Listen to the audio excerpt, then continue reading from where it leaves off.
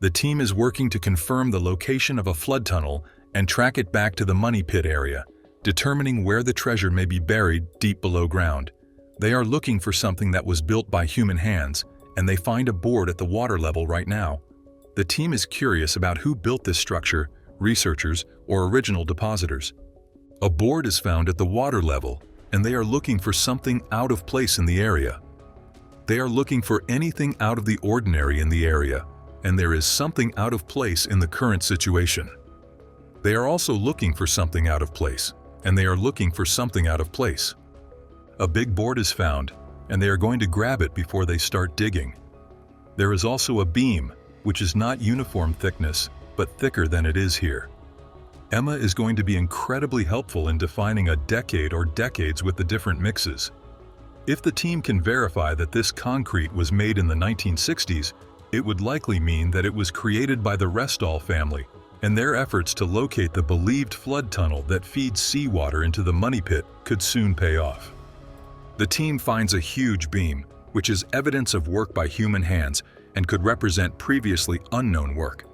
It is exciting to think that something here might speak eloquently to what happened here. Later that afternoon, Marty Lagena joins them via video conference in the war room, where Craig Tester, Rick Lagena, and other members of the team meet. The team is working to find a flood tunnel and its location in the money pit area, with the hope of solving the mystery for all who have come before them. They are also looking for anything out of the ordinary in the area, and they are excited to see what they find. Archaeometallurgist Emma Culligan has recently discovered large pieces of concrete at Smith's Cove, which is a simple cement concrete composition. The concrete was scanned using an X-ray diffraction device, XRD, and found to have a Portlandite trace, which puts it in the group of Portland cement. Portlandite is the most common type of cement used in modern-day construction, often mixed with sand, gravel, and water. There are only 2 locations in Canada that have Portlandite, Quebec and BC, and all aggregates and sand are likely Nova Scotia-based. The Quebec location started hydraulic mining in the 1920s, and this is hydraulically mined cement. It is unlikely to be anything post-1980s because it lacks modern concrete mix. The Restalls believed that the spot to shut off the flood tunnel was the reason they wanted to cement it, as it had a direct impact on the flow of water. The discovery of the vertical shaft at Smith's Cove confirms that the flood tunnel system is real and that the Restalls were in the right place. Craig Tester and Rick Lagena and Scott Barlow arrived to inspect the potentially historic discovery, finding rocks that appear to be below where the boards were found. Billy found each rock touching and underneath fist-sized rocks. Craig believes that these boulders are man-made, as they have a linearity that Mother Nature doesn't do. If confirm the location of the flood tunnel and project that line, somewhere on that line should be the original money pit. This story has endured and continues to be fascinating due to the well-engineered, well-thought-out, and cogent application of money, time, material, and effort. The only thing left to do is to continue digging. The team is searching for additional possible caches of buried valuables in the northern region of the triangle-shaped swamp. They discovered a piece of shaped wood 3 feet deep, suggesting that it might be related to a structure closer to the surface or another one further below. The team is determined to find answers and keep their eyes on target. As the excavation continues, archaeologist Jack Begley joins archaeologist Fiona Steele and her assistant Todd Langseth to investigate a mysterious, round foundation near the shoreline. The purpose of this test pit is to see if it is an entranceway, as there is a gap in the rocks. The bonus tie-in is that this is the area of the entire structure that has been found money pit soil. The team has discovered man-made mortar that matches soils from more than 100 feet deep in the money pit area. Additionally, they have unearthed multiple sections of the feature, along with an array of coins and artifacts dated between the 14th and 18th centuries. These discoveries have made the team suspect that the feature was used and modified by different groups over a number of eras when treasure may have been deposited in the money pit area. One of the finds is a hinge piece, which Fiona believes is a diamond or cut glass of some sort. Jack thinks that this hinge might have come from a box or chest, but Fiona is unsure. The rest of the hinge and its contents are being bagged. Fiona suggests that the hinge might have come from a ring or necklace, but Todd believes it could be a gemstone or glass gemstone. The team is determined to find answers to these questions as they continue to explore the swamp and its potential treasure caches. Over the past decade, the Laginas and their team have discovered numerous pieces of treasure on Oak Island, including gold-plated buttons, silver coins, and gemstones. One such find, discovered in 2018, was made of purple glass and believed to be at least 500 years old. This discovery is a top pocket find and is considered a dazzler. The next day, archaeologist Laird Niven and archaeometallurgist Emma Culligan joined the team to analyze a glass gem-like artifact near the round feature on Lot 5.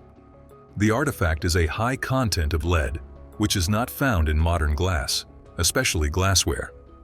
The glass is called paste, which is flint glass with high lead content that was ground up and pressed into a mold. French jeweler Georg Friedrich Strauss invented simulated gemstones in the early 18th century, which were created by adding bismuth, thallium, and lead to ground-up glass powder. The round feature on Lot the 5th of May have been used as a camp during an operation to bury valuables in the money pit. The mortar-like material found in the round feature matches soil samples recovered from deep underground and near the location where they are currently conducting a large-scale excavation.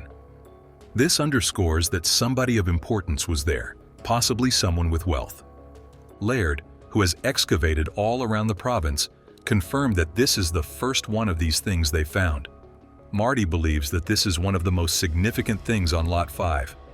The team is excited to continue finding more treasure in the money pit and hopes to find more treasures like this one. Metal detection expert Gary Drayton and Alex Lagena are searching for additional clues to solve the Oak Island mystery. They believe that the currents would have pushed all the artifacts this way when people would have been slipping and sliding on these rocks, losing artifacts. The team has recovered metal ship spikes in the area that predate the discovery of the money pit in 1795, as well as the 14th century lid cross, which may be connected to the Christian military order of the Knights Templar. At the depth of the hole, they need to dig quickly because it keeps filling back in. They are excited about the potential of the artifacts trapped under the giant rock.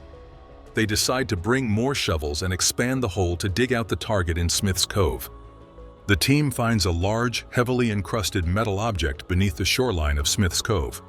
It looks like an iron plate, and they need a bigger pouch to extract it. Rick Lagina and other members of the Oak Island team are excited about the discovery and plan to return the artifacts to the lab to find more. Archaeologist Laird Niven and archaeometallurgist Emma Culligan are working in the Oak Island laboratory to analyze the large iron object found 4 feet underground at Smith's Cove.